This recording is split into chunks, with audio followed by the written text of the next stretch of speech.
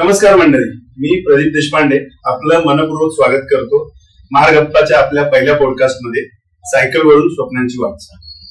आजच्या भागात आपली ओळख करून देणार आहोत 3 धाडसी सायकलस्वारांशी, ज्यांनी पुण्यापासून कन्याकुमारी पर्यंत अद्वितीय आणि प्रेरणादायी प्रवास केला। या प्रवासात ते फक्त अंतरच नाही तर अनुभव, निसर्ग, लोकसंवाद आणि आत्मशोध देखील केले। या पॉडकास्टमध्ये आपण त्यांचं उद्दिष्ट, त्यांची तयारी, त्यांच्या आलेल्या अडचणी, या प्रवासातले अविस्मरणीय क्षणांविषयी जाणून घेणार आहोत। तर चला या प्रेरणादायी सायकल यात्रेला सुरुवात करू। हे तिघ, यांच्यातला पहिला म्हणजे आनंद, हा व्यावसायिक आहे व गेल्या 7 ते 8 वर्षांपासून सायकलिंग करतो। दुसरा योगेश हा एक ट्रेकर आहे, गेली अनेक वर्ष हा ट्रेकिंग करतोय आणि यांनी आजपर्यंत जवळपास 150 किल्ले सर केले आहेत। तो एका स्पोर्ट्स मटेरियल बनवणाऱ्या कंपनीमध्ये चांगल्या हुद्द्यावर कार्यरत आहे। आणि ओमकार हा एक चांगला चित्रकार आहे व त्याच्याशी रिलेटेड तो प्रोफेशनल काम करतो। या व्यतिरिक्त त्याला फोटोग्राफीची देखील आवड आहे।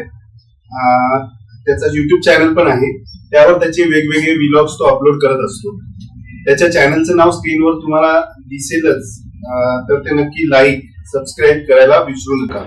वेगवेगळ्या पार्श्वभूमीतील पण एकाच स्वप्नाने जोडलेले या प्रवासामागे केवळ साहस किंवा फिटनेसचं उद्दिष्ट नाही, तर स्वतःला जाणून घेण्याचा प्रयत्न आणि भारताच्या विविधतेला जवळून पाहण्याची इच्छा आहे। या एपिसोडमध्ये आपण जाणून घेणार आहोत त्यांनी हा प्रवास का निवडला, त्यांनी कशी तयारी केली, त्यांना आलेल्या अडचणी कोणत्या होत्या आणि या सगळ्यातून त्यांनी काय शिकलं। तुमच्यापैकी अनेकांना सायकलिंगची आवड असेल, काही जण कदाचित फक्त स्वप्न पाहत असतील, पण ही कहाणी तुमच्यासाठी नक्कीच प्रेरणादायक ठरेल। तर चला, गिअर लावा, हेल्मेट घाला आणि या अद्वितीय प्रवासात सहभागी व्हा, सायकलवरून स्वप्नांच्या दिशेने। तयार आहात? मग सुरुवात करूया। तर या सायकलिंगच्या प्रवासाची सुरुवात एकंदरीत कशी झाली, म्हणजे सायकलिंगची आवड वगैरे तुम्हाला कशी निर्माण झाली? मला माझ्या एका मित्रामुळे सायकलिंग समजलं। त्यांनी मला त्याची फायरफॉक्स नावाची सायकल होती ती दिली आणि मग मी आपलं जवळपास फिरणं वगैरे असं केलं। पण नंतर जेव्हा 2016 साली मला असं वाटलं की आपण आता एक जरा व्यवस्थित सायकल घेतली पाहिजे, तेव्हा मी आत्ताची माझी जी सायकल आहे ती घेतली आणि मग प्रवास चालू। हा, कुठल्या सायकलने तुमचा पहिला प्रवास सुरू झाला आणि आपल्या प्रेक्षकांपैकी कोणाला प्रवास सुरू करायचा असेल तर कुठल्या सायकलने सुरू करावा? माझा पहिला प्रवास रेटच्या सायकलने सुरू झाला आणि तो प्रवास मला फार आवडला ऍक्च्युली सायकलिंगचा। तोपर्यंत मला सायकलिंगची एवढी आवड आणि ओळख पण नव्हती आणि योगेशमुळे ती निर्माण झाली। आणि मग त्याच्यानंतर मी गिअरची सायकल घेतली मी आणि त्यांनी पुढचा प्रवास सुरू झाला। सो गिअरची सायकल असणं गरजेचं आहे, कारण तुम्ही लांबच्या टप्प्यात त्यांनी गाठू शकता। एखाद्या ट्रिपचं आयोजन तुम्ही करता तेव्हा काय काय सोबत तुम्ही नेता? उदाहरणार्थ फर्स्ट एड किट वगैरे किंवा मेडिसिन वगैरे काय काय कॅरी केलं या ट्रिपला? पण म्हणजे जसं सायकल राईड जवळची असो वा लांबची, आपल्याकडे काही गोष्टी असणं हे अत्यंत गरजेचं आहे। जसं की पंक्चर किट, हवा भरायचा पंप, त्याच्यानंतर काही खाण्यापिण्याच्या गोष्टी या जवळ असल्याच पाहिजेत, कारण कुठला प्रसंग कधी येईल काय सांगू शकत नाही आपण, आणि त्या प्रसंगाला सामोरं जाणं हे त्यावेळी आपल्याकडे असलेले जे इक्विपमेंट्स आहेत त्यांनी सोपं जातं। म्हणून या मी ज्या गोष्टी सांगितल्या त्या आपल्याला जवळ पाहिजे। तुमच्या सायकल बद्दल म्हणजे थोडीफार माहिती जरा प्रेक्षकांना तुम्ही सांगाल का? म्हणजे ऍज अ प्रोफेशनल सायकलर तुम्ही काय म्हणजे सायकल बद्दल माहिती सांगू शकता? म्हणजे कशी सायकल असावी वगैरे ते, त्याच्यानंतर कशी सायकल घ्यावी, म्हणजे त्याचे काही स्पेसिफिक म्हणजे असे स्पेशल स्पेसिफिकेशन्स असतात, किंवा मग बजेट वगैरे किती असावं असं?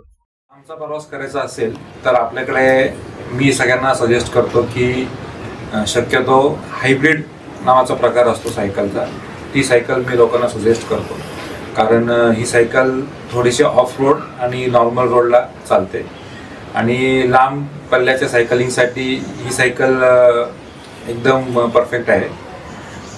हायब्रिड सायकलला आपण पाठीमागे कॅरियर लावलं तर आपण जसे आम्ही पुणे कन्याकुमारी सायकलिंग केलं त्याप्रमाणे आपण करू शकतो। माउंटेन बाईकला काय होतं, त्यांचं वजन जास्त असतं, त्यामुळे आपल्याला जास्त वजन असलेली सायकल चालवावी लागते, त्यामुळे कंटाळा येतो सायकलिंगचा। आणि रोड बाईक, काही लोक रोड बाईकवर पण सायकलिंग करतात पुणे टू कन्याकुमारी, पण त्याच्यावर काय होतं, जास्त सायकल आहे, जास्त सामान आपल्याला कॅरी करता येत नाही. त्यामुळे हायब्रिड सायकल घेऊन जाणे हा एक चांगला पर्याय आहे. बजेट वगैरे म्हणजे कितीपर्यंत असावं वगैरे असं काही सांगता येईल तुम्हाला? बजेट म्हणजे साधारण बाजारामध्ये एक 15 ते 20 हजारापासून ते तुम्ही घ्याल तसे 2 लाख 3 लाख अशा पण असतात. पण Okay. जनरल आपल्याला जी रेग्युलर जी आम्ही जशी चालवली लांब पल्ल्याची, तर एक साधारण 40-50 पर्यंत तुम्हाला व्यवस्थित ज्याच्यामध्ये सर्व तुम्हाला काय म्हणतात ना सोयी सुविधा असतील अशी सायकल तुम्हाला निश्चित मिळून जाते. आणि बजेटपेक्षाही तुमचं चालवण्याचा तुमची इच्छा किती आणि तुमचा स्टॅमिना किती त्याच्यावर अनेक गोष्टी येतात. मग तुम्ही किती भारी सायकल घ्या, पण तुम्ही जर 10 किलोमीटर सुद्धा नाही चालू शकला तर मग प्रॉब्लेम होतो. सो दोन्ही गोष्टी आहेत, एकमेकांना पूरक असतात. पुणे कन्याकुमारी प्रवासाचा अनुभव थोडक्यात म्हणजे उदाहरणार्थ एखादा किस्सा वगैरे तुम्हाला शेअर करता येईल का? किंवा मग ट्रिप मधले काही स्पेशल अनुभव, एखादा चांगला एखादा वाईट वगैरे असेल? असं थोडक्यात सांगायचं तर अवघड होईल, कारण खूप सारे अनुभव आहेत. पण एकच आता एक वाईट अनुभव नेमका आठवलाय म्हणून सांगतो. आम्ही होन्नावरला गेलो होतो आणि 28 डिसेंबर होती, शनिवार का रविवार होता, नेमका इयर एंडचा आणि सगळ्या सुट्ट्यांचा काळ. आणि आम्हाला त्या दिवशी अजिबात म्हणून रूम सुद्धा मिळाली नाही. म्हणजे आम्ही नुसते भटकत होतो. आम्ही त्या गावामध्ये गेलो, खाली वरती हायवेला आलो, कुठेही आम्हाला रूम मिळाली नाही. शेवटी आम्ही असा निर्णय घेतला की आता आपण फुटपाथला झोपूया. पण फुटपाथ पण नव्हता इथे झोपायला. आम्ही असे सायकल चालवली होती दिवसभर, ते सगळ्या उन्हातनं आणि आपल्या 104 ऑलमोस्ट 104-100च्या वरती झालं आणि ते टेरेन मधनं. पण समाव काय देवाची कृपा म्हणा किंवा काय एक ठिकाणी आम्हाला मिळाली ज्याची 500 रुपयाच्या लायकीची पण नव्हती, पण त्याला आम्ही भरपूर पैसे दिले आणि ती रात्र आम्ही कशी काढली. ही आयडिया कोणाला सुचली, म्हणजे पुणे ते कन्याकुमारी सायकल प्रवास करायचा? ही आयडिया म्हणाल तर माझ्या काही मित्रांनी यापूर्वी 2दा पुणे कन्याकुमारी केलेली आहे. तर तेव्हापासून डोक्यात किडा वळवळत होता. तर मी आणि ओंकार आमचं बऱ्याच वेळेला सायकलिंग साठी वगैरे भेटणं व्हायचं आणि बोलणं व्हायचं. तर तेव्हा त्याला मी एकदा म्हटलं होतं की अरे यात काहीतरी आपण जरा डोक्यात ठेवू, आपण आपण गोवा करताना झालं होतं की गोवा झाल्यावर पुढचं काय पुणे कन्याकुमारी, पुणे गोवा करताना पुणे कन्याकुमारीत एक टेंटेटिव्ह आमचं बोलणं झालं होतं. मग त्याच्यामध्ये मग यांनी ते डोक्यात घेतलं आणि मग पूर्ण प्लॅनिंग वगैरे जे काय आहे तो भाग हा सांगेलच. मी फक्त आयडिया दिली.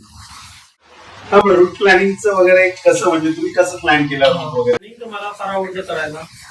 प्लॅनिंग छान करतो. त्यावर हुकूम किती होतं परत वेगळा मुद्दा असतो. पण येस, त्याच्यासाठी प्लॅनिंग केलं की दर 100 किलोमीटरला कुठलं गाव आहे, कुठं राहायची सोय होऊ शकते, आणि त्या पद्धतीने मी प्लॅन केला. तर तो प्लॅन करून ऍब्सोल्युटली राईट झाली नाही आमची. पण येस, प्लॅनिंग तर त्याचं केलं, पण त्या प्लॅनिंगमुळे आयडिया तरी आली की आपला रूट कसा असेल, कुठे लागणार आहे, गावं अंदाजे काय काय असणार आहे. तो त्याचा फायदा झाला त्या प्लॅनिंगचा. तुम्ही टोटल किती राज्यांमधून प्रवास केला? टोटल आम्ही 5 राज्यात प्रवास केला. महाराष्ट्र, गोवा, कर्नाटका, केरळ आणि तमिळनाडू. रस्त्यांबद्दल असं काय स्पेसिफिकली तुम्हाला सांगता येईल का? रस्त्याचा अनुभव मला ते आनंदमय आहे. गोष्टी मला कोणाला आवडेल सांगायला? आनंद हसतो, त्यामुळे आनंद सांगेल. अगदी काय म्हणतात ना, रस्त्या निराशेने वगैरे असं म्हणावं लागेल की महाराष्ट्र सोडला की रस्ते अप्रतिम आहे. नाहीला जपतो म्हणायला लागेल, पण खरंच म्हणजे, आणि लोक सगळीकडे सेम, उलट्या दिशेने येण्याची काही लागण झालेली ती सर्व देशाला झाली. हा, म्हणजे त्याचा त्रास खूप झाला. पण बाकी रस्ते छान. आम्ही बऱ्यापैकी आमचा प्रवास हा हायवेने झाला, त्याच्यामुळे हायवे अप्रतिम आहे सगळीकडे. केरळमध्ये तर कारसाठी फार सुंदर हायवे, पण सायकलिंग मध्ये अतिशय भरपूर त्याच्यामुळे अजिबात झाड नाही, काही नाही. पण बाकी छान, ओव्हरऑल छान होतं. तुम्हाला टोटल किती दिवस लागले, म्हणजे टोटल डिस्टन्स तुम्ही किती कव्हर केला पर डे, तुमचा ऍव्हरेज डिस्टन्स किती कव्हर करायचे तुम्ही, आणि टोटल ही टूर कम्प्लीट करायला तुम्हाला किती दिवस लागले म्हणजे ओव्हरऑल? आम्हाला एकूण 18 दिवस लागले आणि टोटल पुणे टू कन्याकुमारी काही भाग हायवेनी, काही भाग कोस्टल, असे आम्हाला 1600 किलोमीटर झाले आमचं अंतर. ओके. टोटल या टूरला म्हणजे तुम्हाला बजेट किती आलं, म्हणजे ओव्हरऑल बजेट म्हणाल, म्हणजे जसं तिघांचं बजेट किंवा मग पर हेड किती बजेट आलं? आम्ही अंदाज केला होता की रोजचा खर्च प्रति माणशी 1500 रुपये आणि आम्हाला साधारण तेवढा झाला, कारण 3 वेळा जेवण आणि राहणे ह्याच्यामध्ये जेवढा खर्च होतो तर आमचा साधारण तेवढाच खर्च झाला. आणि टोटल ओव्हरऑल म्हणाल तर म्हणजे 18 दिवसाचा खर्च 75,000 वगैरे तुम्हाला टोटल ओव्हरऑल ट्रिपचा खर्च आला. त्याच्यानंतर एवढ्या दिवसाच्या प्रवासात कपडे व पिण्याचं पाणी तुम्ही कसं मॅनेज केलं? कारण नॉर्मली आता असं असतं की आपण आपलं गाव सोडून कुठे बाहेर प्रवासाला गेलो तर आपण मिनरल वॉटर वगैरे प्रिफर करतो. तर आता या अशा सगळ्या प्रवासात मिनरल वॉटर तुम्ही सायकलवर कॅरी करणं तर खूप अवघड आहे, किंवा एवढे सगळे 18 दिवसाचे कपडे वगैरे कॅरी करणं, हे सगळं तुम्ही कसं मॅनेज केलं? कपडे म्हणाल तर अगदीच मिनिमम होते, कारण 18 दिवस सायकलिंगच करायची होती आणि रात्री झोपताना काय आपण जे झोपायचे घालतो ते, त्यामुळे फार कपडे असंच नव्हते. बाकी पाण्याचं म्हणाल तर आम्ही कुठेही बिस्लेरी प्यायलो नाही, फक्त एखाद दुसऱ्या ठिकाणी, कारण तिथे अगदीच नाईलाज होता म्हणून. पण अदरवाईज लोकल पाणी आणि जे नवीन पेट्रोल पंप झालेले असतात तिथे सगळी सोय असते. तिथे आरोचं पाणी मिळतं, थंडगार पाणी असतं, त्याच्यामुळे आम्ही ते पाणी प्यायलो. त्यामुळे आणि आम्हाला कुठल्याही पाण्याचा त्रास झाला नाही. आणि एक म्हणजे केरळमध्ये ना तुम्हाला कुठेही जरी गेलात ना तरी असं रंगीत आणि गरम पाणी मिळतं. ते काय त्यांचं आहे माहिती नाही, पण ते पाणी दुपारच्या उन्हात सुद्धा पण भारी वाटतं.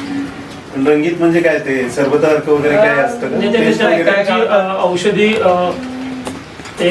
औषधी पानं किंवा फुलं त्याच्यात घालतात, त्याच्यामुळे त्यांना तो रंग येतो आणि त्यांचं ट्रॅडिशन येते ते तसं पाणी द्यायचं.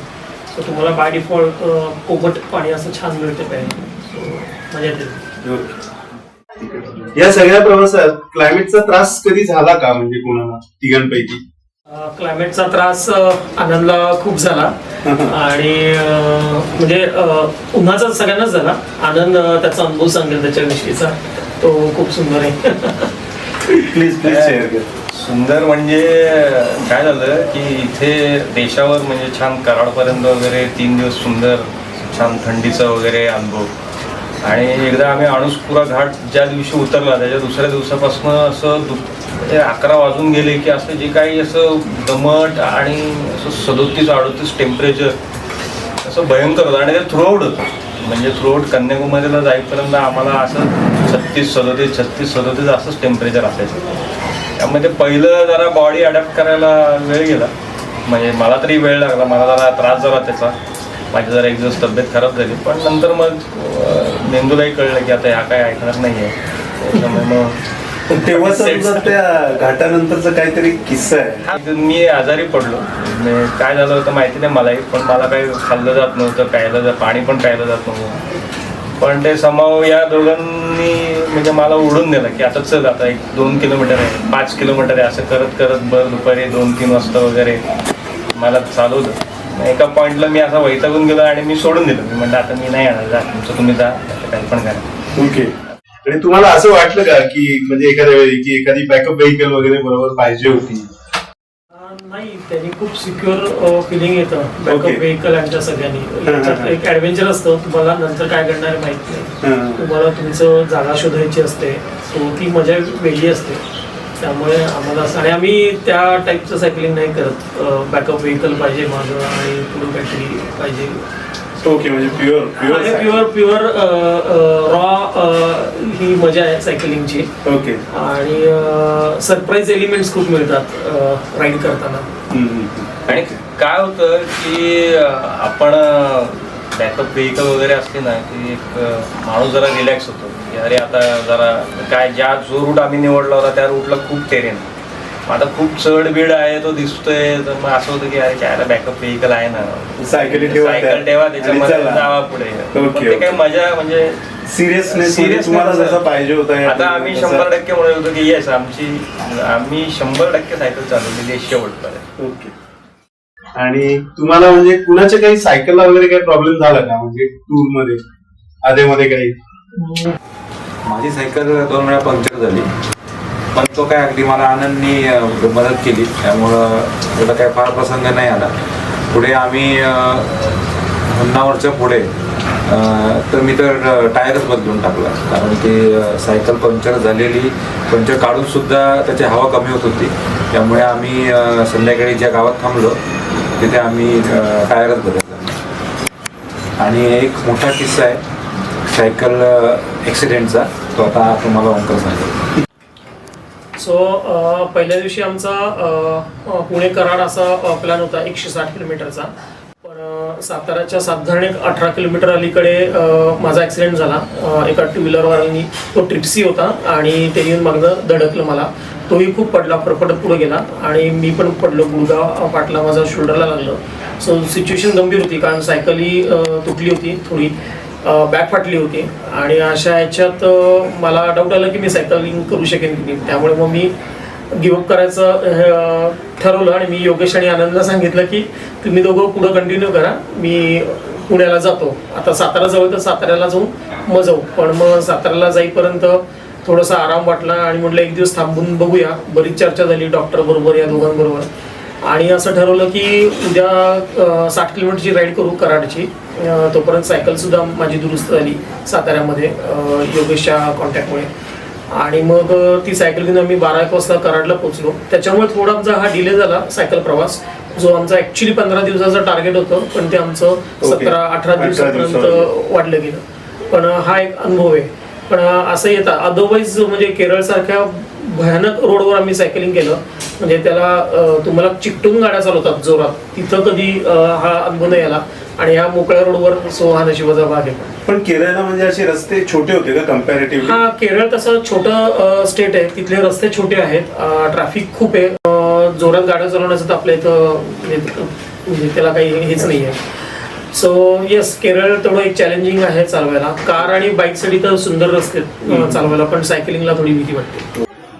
आणि तुम्ही नाईट हंट जेव्हा घ्यायचे तर त्यावेळेस तुम्ही सायकली नेमकी कुठे ठेवायची? म्हणजे कारण एवढं सायकलिंगलाच सगळं तुमचं सामान वगैरे असायचं, किंवा राहतात आता तुमच्या सायकली एवढ्या म्हणजे कॉस्टली वगैरे आहेत, तर त्या हिशोबाने आम्ही जिथे लॉजमध्ये मुक्काम करायचो तिथे आधी हे बघायचो की सायकल ठेवायला जागा आहे का.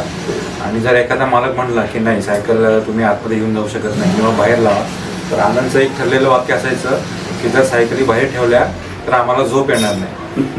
त्यामुळे आम्ही जर मनाई केली मालकाने की इथे सायकल ठेवू शकत नाही, तर आम्ही पुढे जायचो आणि अशा ठिकाणी सायकली ठेवायचो की जिथे त्या सायकली सेफ राहतील.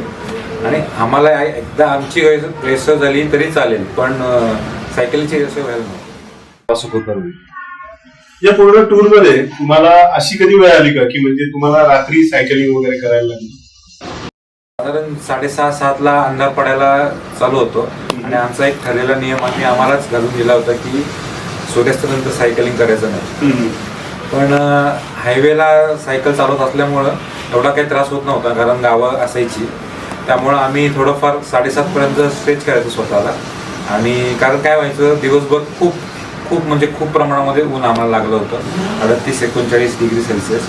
त्यामुळं आमचा थोडा स्टॉप व्हायचा, त्यामुळे वेळ पण जायचा.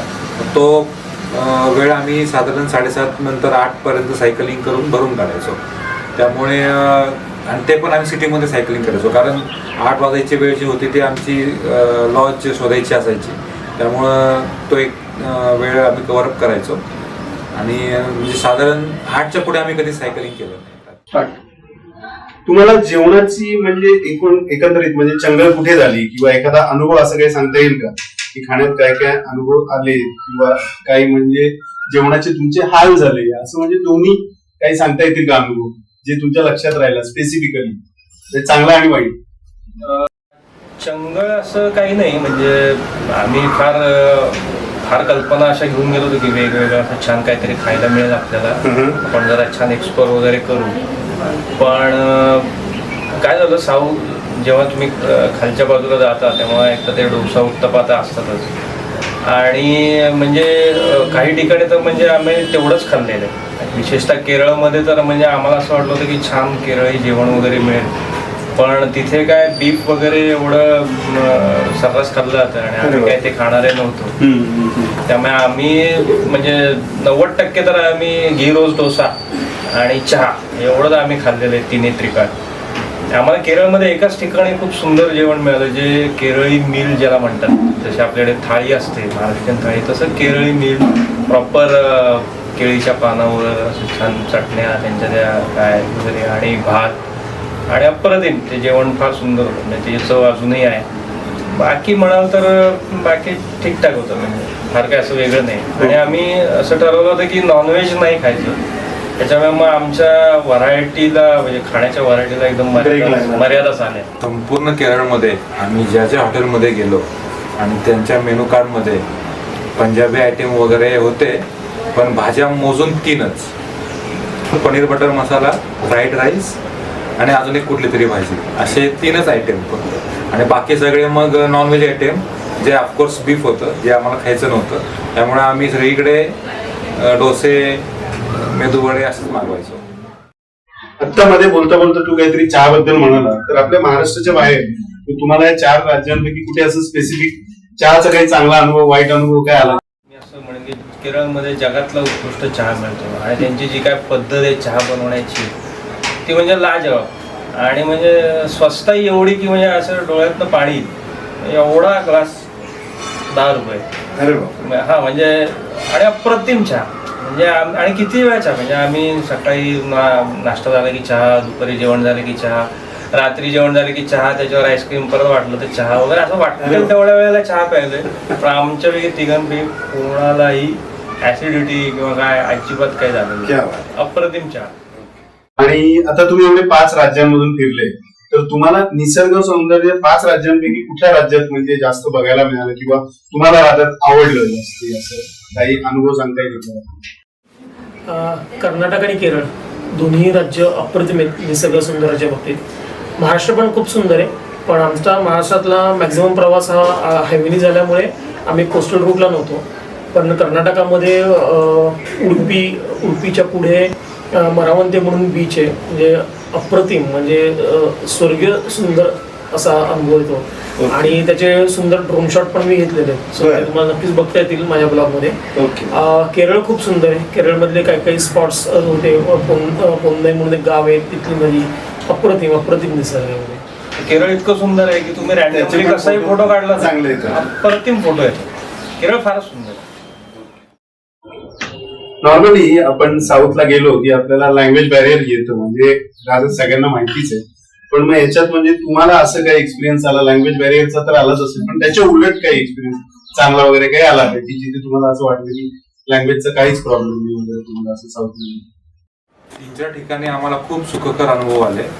आम्ही हॉटेलमध्ये जेवत होतो आणि आमचं सगळं झाल्यावर तिथला हॉटेल मालक, म्हणजे आधी आम्ही ऑर्डर हिंदीमध्ये दिली आणि तिथलं आमचं सगळं जेवण झाल्यावर तिथला हॉटेल मालक जवळ म्हणाला, अजून काय पाहिजे? आम्ही एकदम उडालोच की या मल्याळी माणसाला मराठी कसं काय? मग तो म्हणला की मी पुण्यामध्ये होतो. साऊथ साईडला नॉर्मली खूप मंदिर आहेत, तर तुम्ही त्यातली कुठली स्पेसिफिकली म्हणजे मंदिरं बघितली? पद्मनाभ स्वामी मंदिर आम्ही ठरवलं होतं. ओके.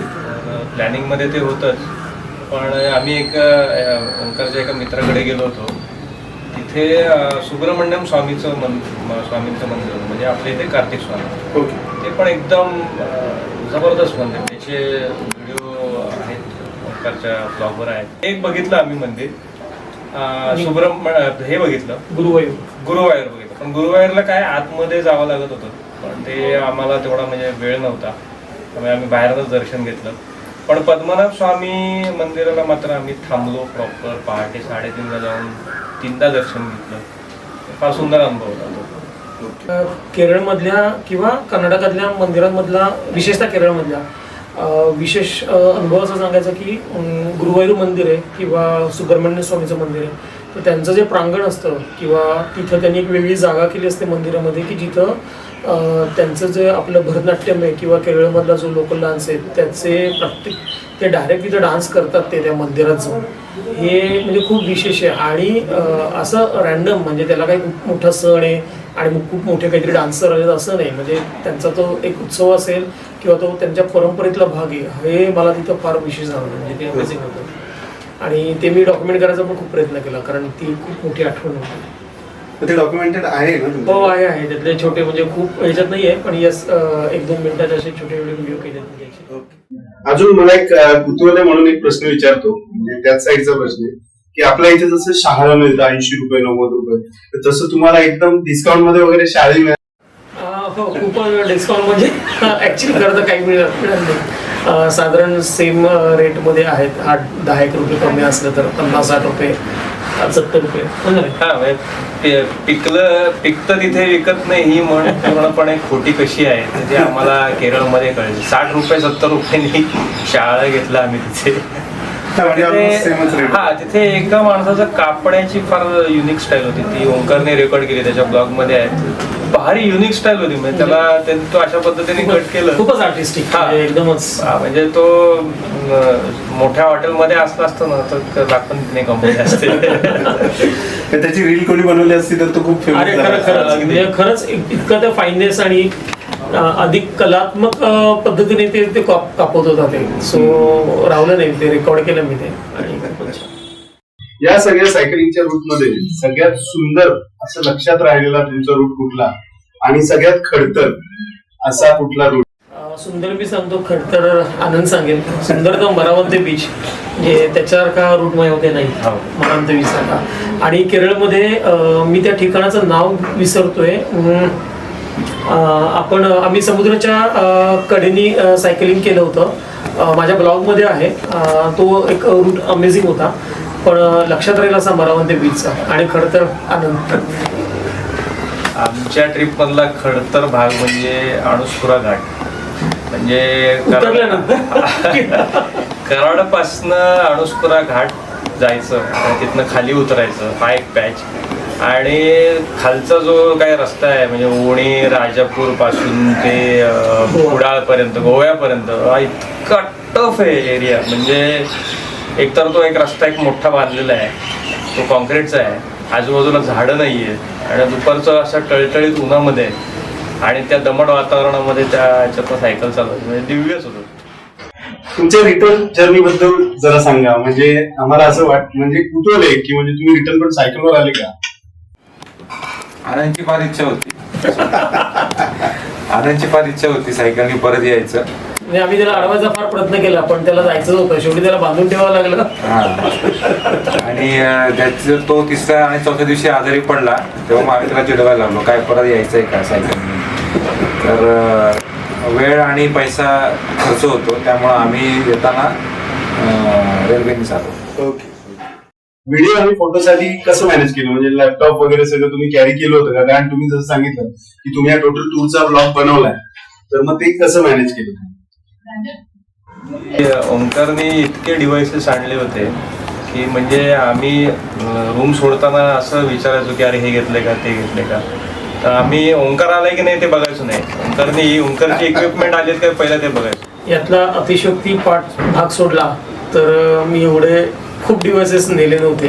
पुणे गोवा राईडला आमच्या नेले होते मी, पण आत्ताच्या ह्याच्यात नव्हते. आत्ताच्या त्यात एक कॉम्पॅक्ट ट्रायपॉड होता. माझं मॅक्झिमम शूट मी आयफोनने केलं आणि यस एक फक्त ड्रोन बरोबर घेतला होता, पण माझा DSLR किंवा बाकी जो तामझाम असतो तो काही लॅपटॉप काही केलं नव्हतं. कार्ड्स 2-4 घेतली होती, संपली तर कार्ड टाकावं. राईड खूप फास्ट जलद गतीने करावी आणि काय म्हणतात त्याला हेवी काय म्हणतात इक्विपमेंट्स न घ्यावी, हा त्याच्या मागचा हेतू होता. कारण पुणे गोवामध्ये तो त्याचा त्रास मी भोगलेला होता. कॅमेरा, मोठे ट्रायपॉड हे सगळं याचा.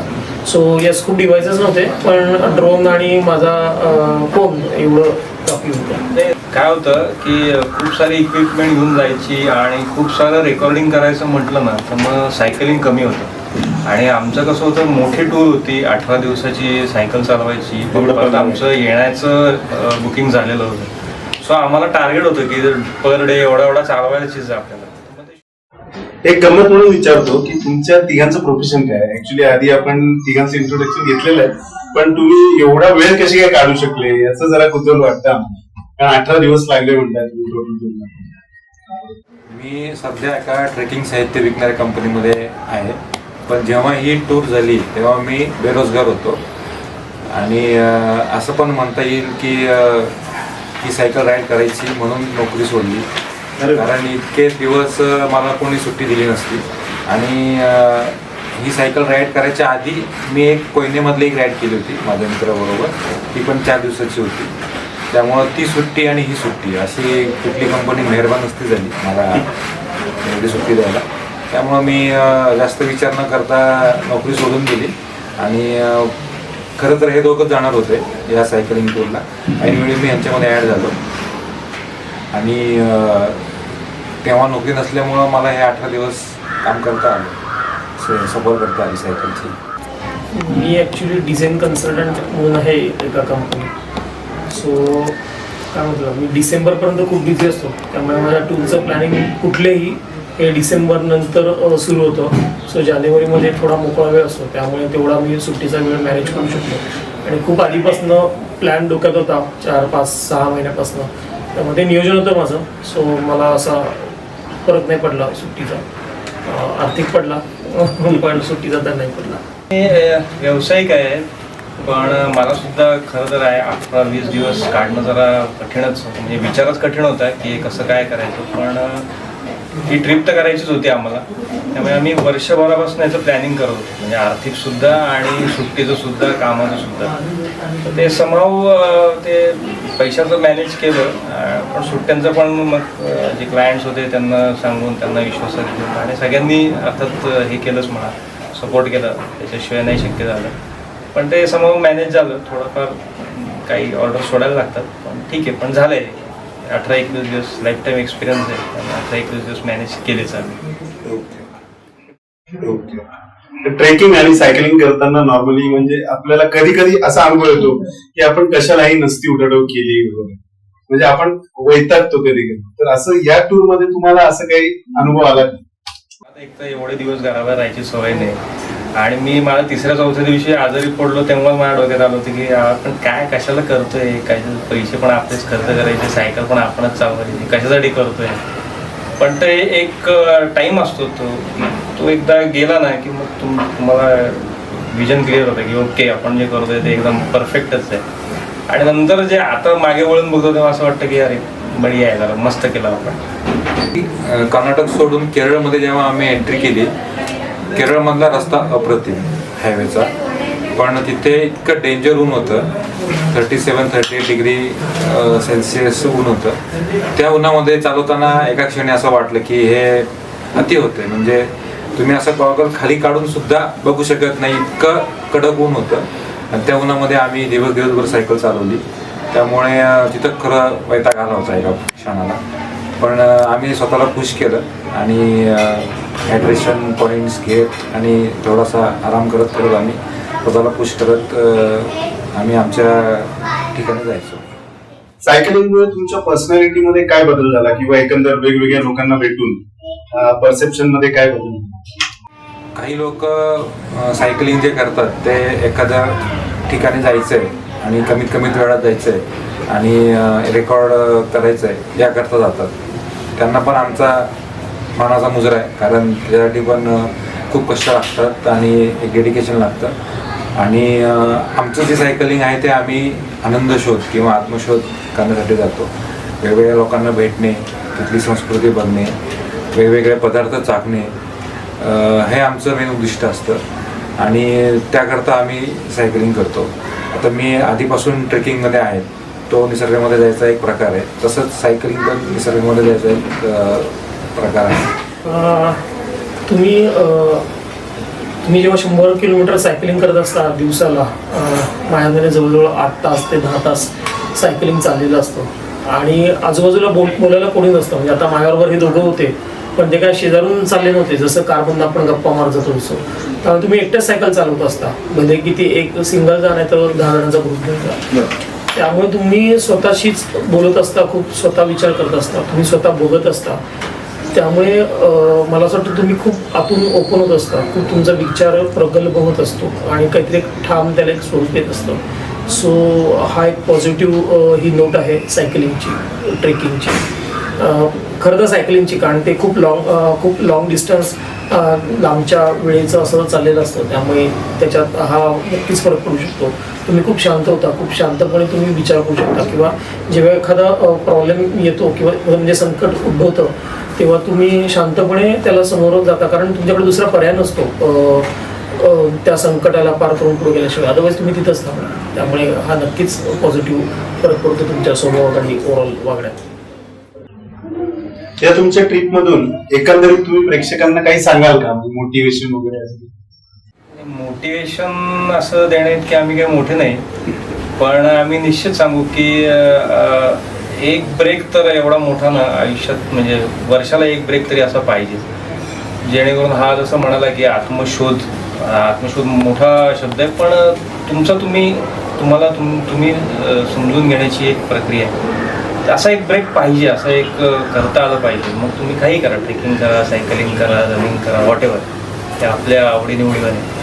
पण आमच्यासाठी तरी म्हणजे वर्षातनं अशी एक ट्रिप जरी केली ना तरी सुद्धा खूप बदल स्वतःमध्ये पण बघायला मिळतो. तो तुम्ही निश्चित करू शकता. मला असं वाटतं की सायकलिंग हा फिजिकल अँड मेंटल एक्सरसाइज आहे, कारण मी मगाशी म्हटल्याप्रमाणे तुम्ही खूप स्वतः विचार करता, त्यामुळे आमच्यावर अगदी असं 15 दिवस नाही, पण तुम्ही 1-2 दिवसाचं शॉर्ट हे करू शकता, वेळ काढून सायकलिंग करू शकता. आणि राहायला 15 दिवसाचा योग्यसारखा जॉब सोडायची गरज नाही. तुम्ही प्लॅन केला त्या गोष्टींचा तर ते होऊ शकतं.